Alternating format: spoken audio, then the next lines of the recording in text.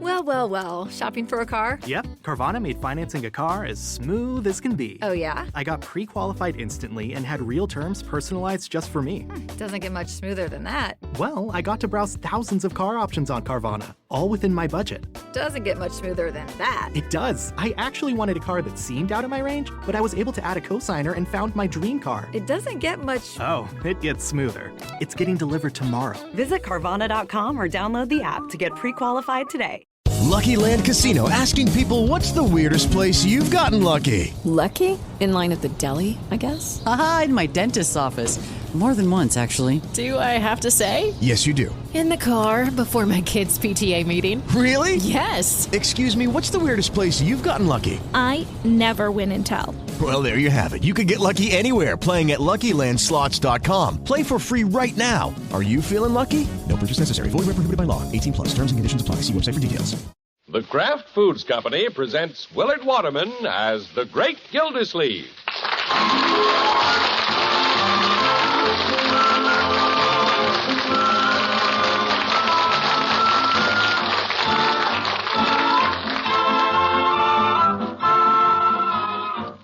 The Great Gildersleeve is brought to you, partially transcribed, by the Kraft Foods Company.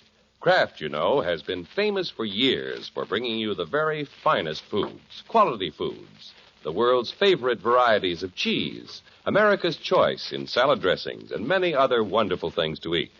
When you shop, look for the name Kraft. Remember, the name Kraft on any food is your guarantee of quality.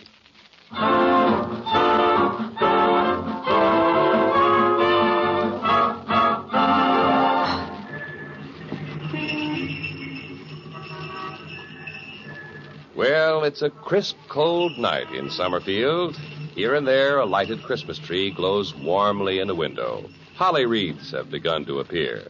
The ground is white with new snow, and it's still falling. Big, fat flakes that cling to the porches and to the trees and to the brim of the great Gildersleeve's hat as he hurries down his front steps, ventures cautiously onto the slippery walk, then strides gaily across the street toward Mr. Bullard's house. Deck the halls with boughs of holly, fa la la la la la la la la. 'Tis the season to be jolly, fa la la la la la la la la. Don we what? Where you going? Yeah, Leroy, I'm going to see Paula. Mrs. Winthrop this evening. Did you get an official pass from Mr. Bullard to call on his sister? Leroy, I don't need a pass. It's Christmas. I think I'll go with you, Unc. But I'll sit and talk to Babs while you talk to her mother. The couch in front of the fireplace is a 4-seater. Now, Leroy, you can see Babs anytime. Just kidding, Unc. I'll bow out. You need all the breaks you can get anyway. What's this? Well, you haven't seen Mrs. Winthrop much since that rival blew into town. Oh, that fellow Bruce Pendleton. Yeah. Brucey. That's what she calls him. Yofer. Competition, Unc. Leroy, he's just in town for the holidays. And he's staying at Mr. Bullard's club. I'm sure he's as much Mr. Bullard's friend as he is Paula's. Yeah? I don't think he'd take so long on the porch these nights if he was just saying goodnight to Mr. Bullard. I'd better hurry right over there. Good luck, Unc. Thank you, my boy. Yeah, I can meet the competition. I can take my time saying goodnight, too.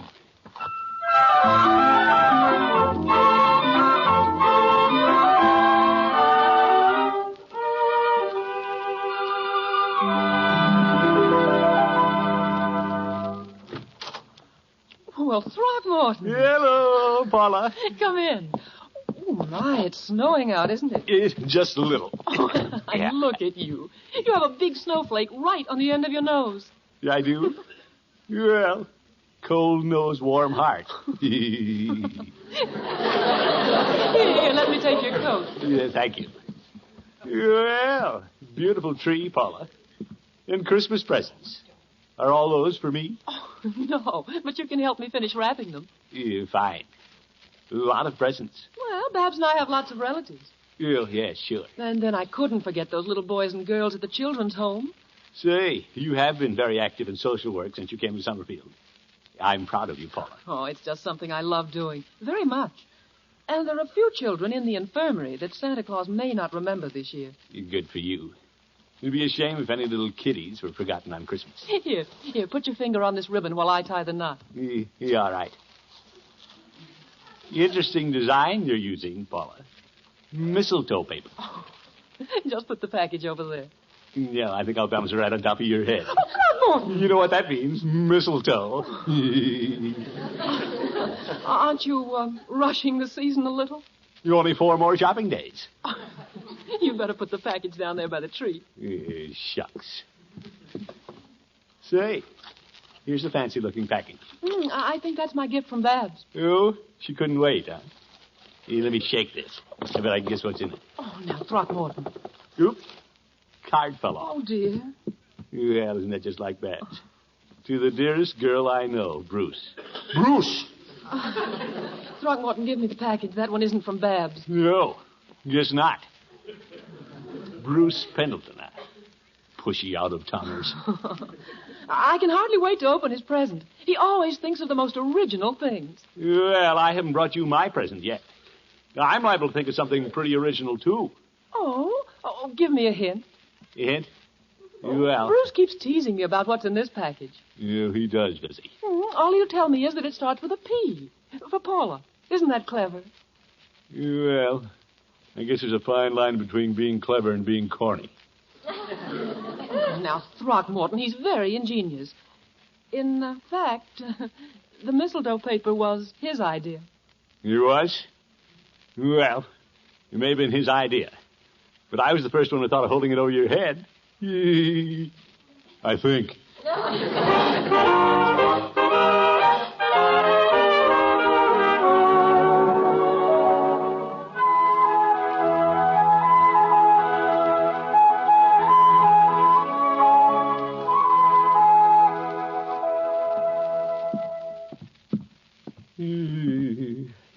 Couldn't sleep last night.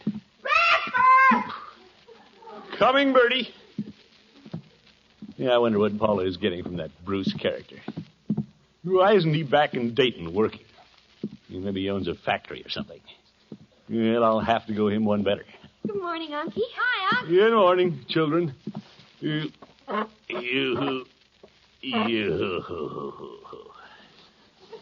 Where's Bronco?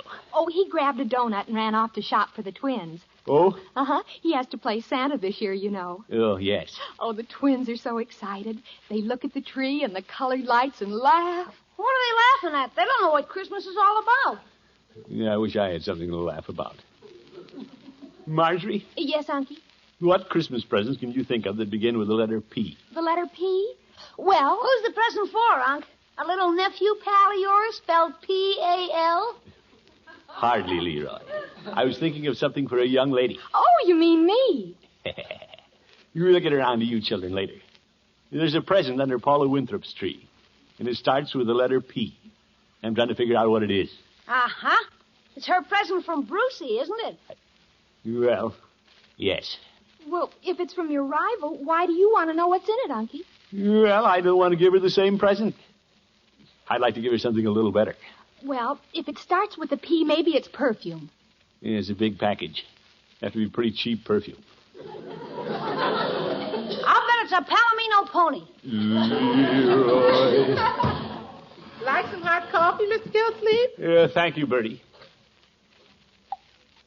Could it be perfume? No, sir. This is coffee. Yes.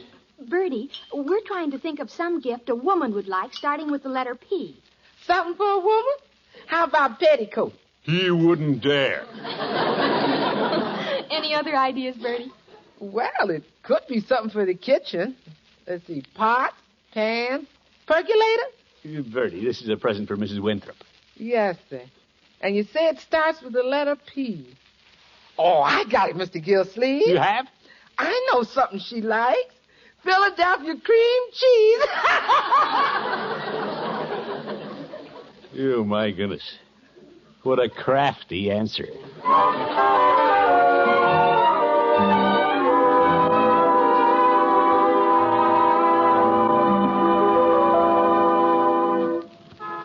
Yeah, that Bruce Pendleton. I wish I'd have thought of giving her something starting with P for Paula. Here, let's see. Might be a purse. Here's a string of pearls. Water commissioner, you're getting in over your head. Well, good morning, Gildy. Well, the Honorable Judge Hooker. Good morning, Horace. You were walking along with a faraway look in your eye, dreaming of a white Christmas.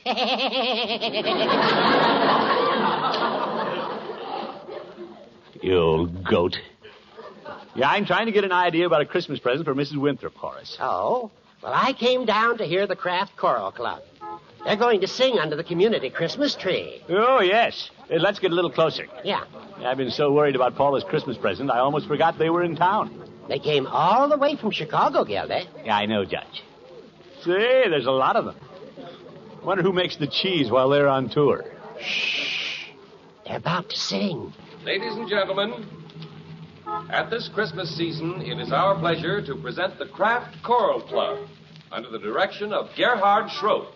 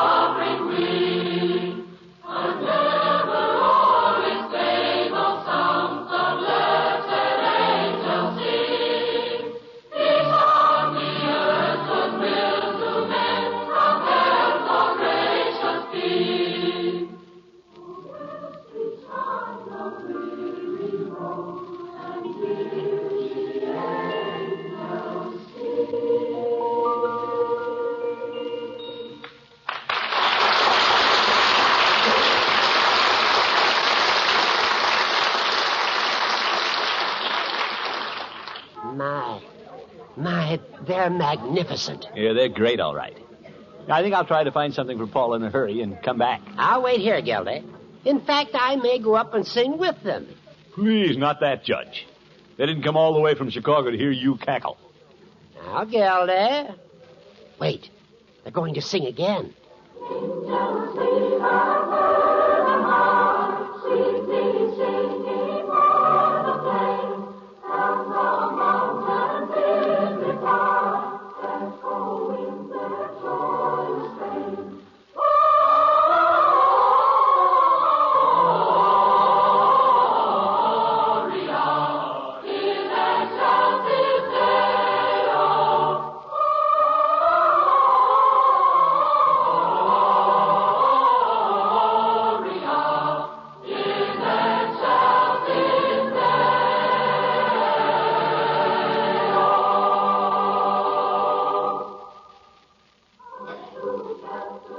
Fine group, Horace.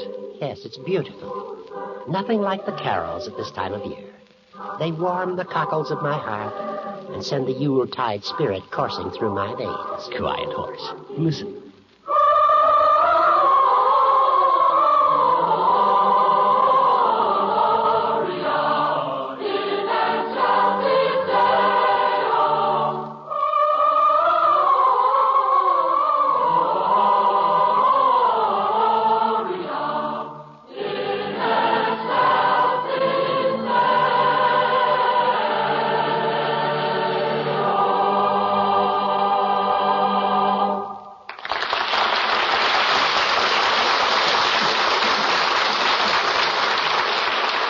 The great Gildersleeve continues his search for a Christmas present in just a moment. Again this year, as the holiday season approaches, the makers of Kraft quality foods wish you all a very Merry Christmas and a happy and prosperous New Year. During the year now drawing to a close, we have appreciated the confidence you have shown through your purchases in all the fine food products which your grocer has brought to you from Kraft. You may be sure that Kraft products will continue to merit your confidence in the future as they have in the past, and that the Kraft name on any label will continue to be your guide to the very finest in foods. Again, we say Merry Christmas and a Happy New Year to each of you from all the men and women of Kraft. Now, back to the great Gildersleeve.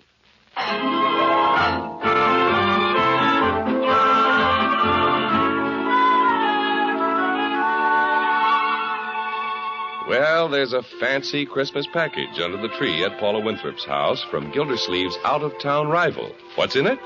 That's what the water commissioner would like to know. Whatever it is, I'll get her something better.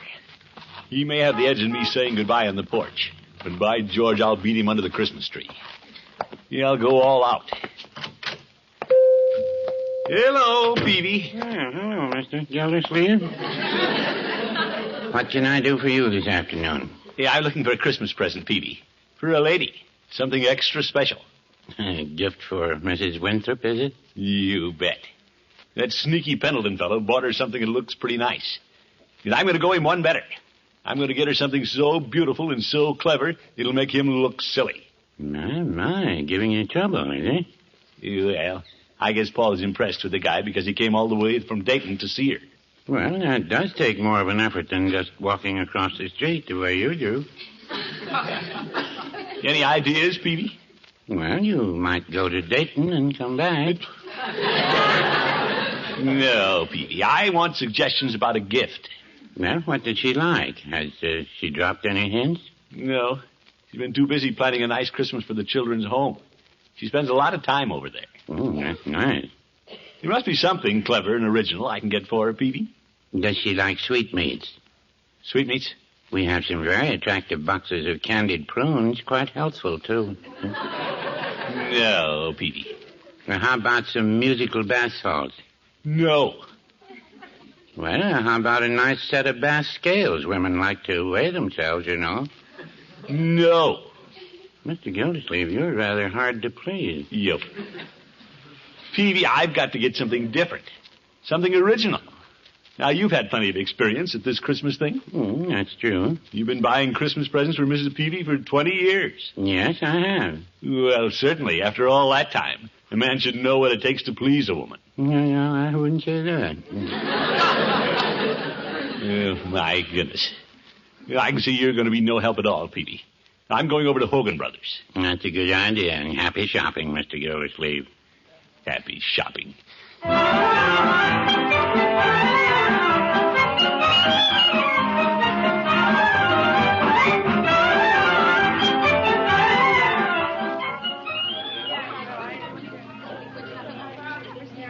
Oop. Elevator's crowded. Ooh, what a mob in these stores. Why does everybody wait till the last minute to buy presents? Whoop! Watch that umbrella, lady. Second floor, phonographs, radios, toys. Out on 2, please. Come here, please. You might get her a radio. No, everybody has a radio.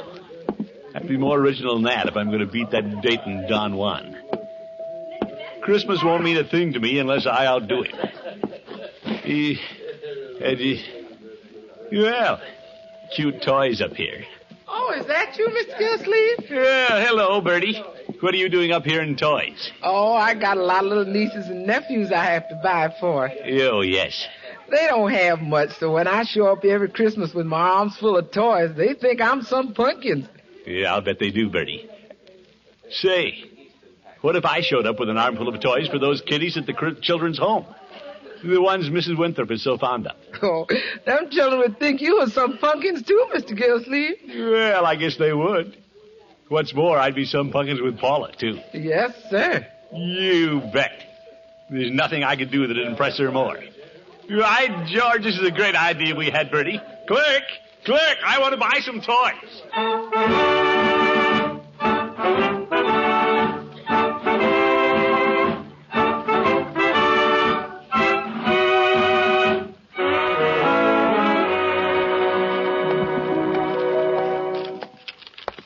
I wonder where all the kids are. Paula's car is parked out in front. But, say, I'll bet she's in the infirmary. Well, I'll walk in on them, pass out these toys to the little kiddies, and tell Paula this is my Christmas present to her. What can she say? Except that I'm the greatest guy in the world. And this'll fix that Bruce Pendleton. You can never top this. Well, here we are. I see some children. Hello, kiddies. Hello. Hello. Where's Mrs. Winthrop? She'll be back. She went to get us some orange juice. Oh. Where are all the rest of the children? They got taken downtown. They did? Yeah, to see the big Christmas tree. All that were able to go. I see.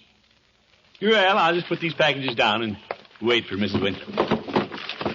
Are you Santa Claus? Me? Nah, he's not Santa Claus. He hasn't got a white beard. But he's nice and fat. Yeah, but he's not Santa Claus.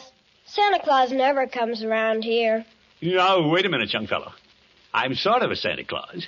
I brought all these presents to you children. For us, honest and truly? Oh, boy. You see, Tommy, he is Santa Claus.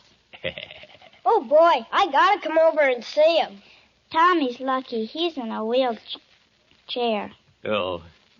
Well, I'll bring the presents around to your little bed when Mrs. Winthrop comes. I want to open mine now. No, wait a minute, Tommy. You shouldn't open presents until Christmas. I don't want to open mine until Christmas. I just want to dream about what's in them. That's the idea, little girl. While we're waiting for Mrs. Winthrop, will you read us a Christmas story? Christmas story? That's what she was doing. Yeah, in that book. Well, I like stories. I used to read them to my niece and nephew. Here, let's see what we have here. Why the Chimes Rang by Raymond MacDonald Alden. I like that one. I don't know it. Well, I've been in here longer than you have. Yes. Well, let's read it. We don't have much time. Once upon a time, in a faraway country, there was a wonderful church. It stood on a high hill in the midst of a great city. And every Sunday, as well as on sacred days like Christmas, thousands of people climbed the hill to its great archways, looking like lines of ants all moving in the same direction. They don't allow ants in here. Stop interrupting, Tommy. Yes, you must listen, Tommy. Now, all the people knew that at the top of the tower was a chime of Christmas bells. They'd hung up there ever since the church had been built, and were the most beautiful bells in the world. Some described them as sounding like angels far up in the sky. Others as sounding like strange winds singing through the trees. But for many years, they had never been heard. Why didn't the bells ring? Well, we're coming to that. It was said that people had been growing less careful of their gifts for the Christ child, and that no offering was brought which was fine enough to deserve the music of the chimes. Every Christmas Eve, people still crowded to the altar, each one trying to bring some gift better than any other. Why'd they do that? Well, for personal reasons, I guess. They were trying to make a big impression. Oh. Now, where were we? Oh, yes. Now, a number of miles from the city, in a little country village, lived a boy named Pedro and his little brother. They had heard of the service in the church on Christmas Eve and planned to go see the beautiful celebration. Nobody can guess, little brother, Pedro would say, all the fine things there are to see and hear. And I've even heard it said that the Christ child himself sometimes comes down to bless the service. What if we could see him? The day before Christmas, Pedro and little brother were able to slip quietly away.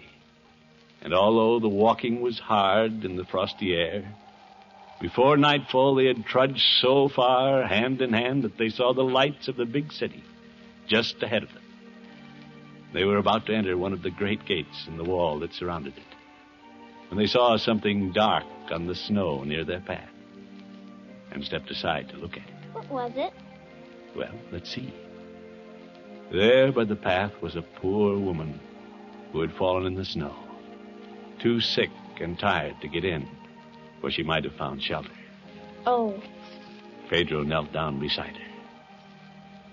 You will have to go on alone, little brother, he said. Alone? Cried little brother. But you will not see the Christmas festival. No, said Pedro, and he could not keep back a bit of choking sound in his throat. See this poor woman? Her face looks like the Madonna in the chapel window. and she will freeze to death if nobody cares for her. But I cannot bear to leave you and go on alone, said little brother. Both of us need not miss the service, said Pedro. And it's better be I than you. You can easily find your way to the church. And you must see and hear everything twice, little brother. Once for you and once for me. And oh, if you get a chance, little brother, to slip up to the altar without getting in anyone's way, take this little silver piece of mine and lay it down for my offering when no one is looking. In this way, he hurried little brother off to the city and winked hard to keep back the tears as he heard the crunching footsteps sounding farther and farther away in the twilight. The great church was wonderful that night. When the organ played and the thousands of people sang, the walls shook with the sound. And little Pedro, way outside the city wall, felt the earth tremble around him. At the close of the service came the procession with the offerings to be laid on the altar. Rich men and great men marched proudly up to lay down their gifts to the Christ child. Some brought wonderful jewels. Some brought baskets of gold. But the chimes did not ring. And last of all came the king of the country, hoping with all the rest to win for himself the chime of the Christmas bells. There went a great murmur through the church as the people saw the king take from his head the royal crown, all set with precious stones, and lay it gleaming on the altar as his offering to the Holy Child. Surely, everyone said, we shall hear the bells now, for nothing like this has ever happened before. But still, only the cold old wind was heard in the tower. And the people shook their heads. And some of them said, as they had said before, that they never really believed the story of the chimes, and doubted if they ever rang at all. Suddenly, everyone looked at the old minister, who was standing by the altar holding up his hand for silence. Not a sound could be heard from anyone in the church, but as all the people strained their ears to listen, there came, softly but distinctly, swinging through the air, the sound of the chimes in the tower. So far away, and yet so clear the music seemed. So much sweeter were the notes than anything that had been heard before, rising and falling away up there in the sky, that the people in the church sat for a moment, as still as though something held each of them by the shoulders. Then they all stood up together and stared straight at the altar to see what great gift had awakened the long silent bells. But all that the nearest of them saw was the childish figure of little brother, who had crept softly down the aisle when no one was looking, and had laid Pedro's little piece of silver on the altar. That's a wonderful story. Why did the bells ring when little brother laid the piece of silver on the altar? Well, Why didn't they ring when the great men brought jewels and things? like the book said, each one was trying to bring some gift better than any other.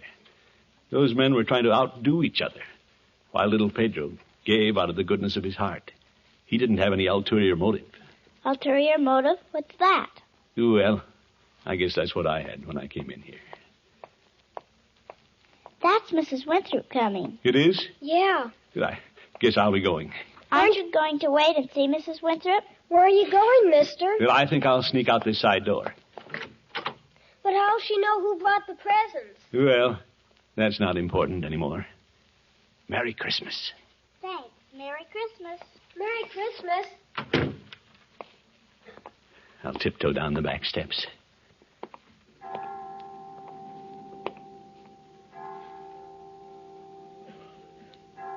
Well, 5 o'clock. I didn't know the children's home had chimes.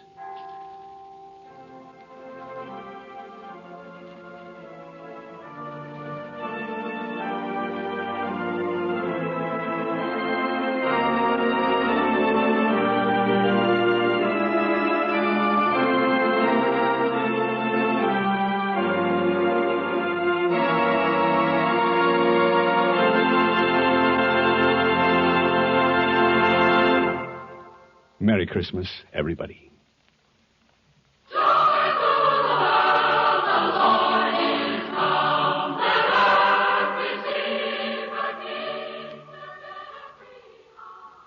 Portions of the preceding program were transcribed. Groucho Marx, you bet your life, he's on NBC.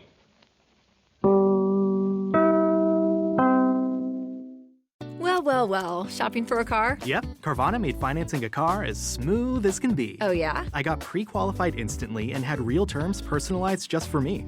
Doesn't get much smoother than that. Well, I got to browse thousands of car options on Carvana, all within my budget. Doesn't get much smoother than that. It does. I actually wanted a car that seemed out of my range, but I was able to add a cosigner and found my dream car. It doesn't get much... Oh, it gets smoother. It's getting delivered tomorrow. Visit Carvana.com or download the app to get pre-qualified today. Hello, it is Ryan, and I was on a flight the other day playing one of my favorite social spin slot games on ChumbaCasino.com. I looked over at the person sitting next to me, and you know what they were doing?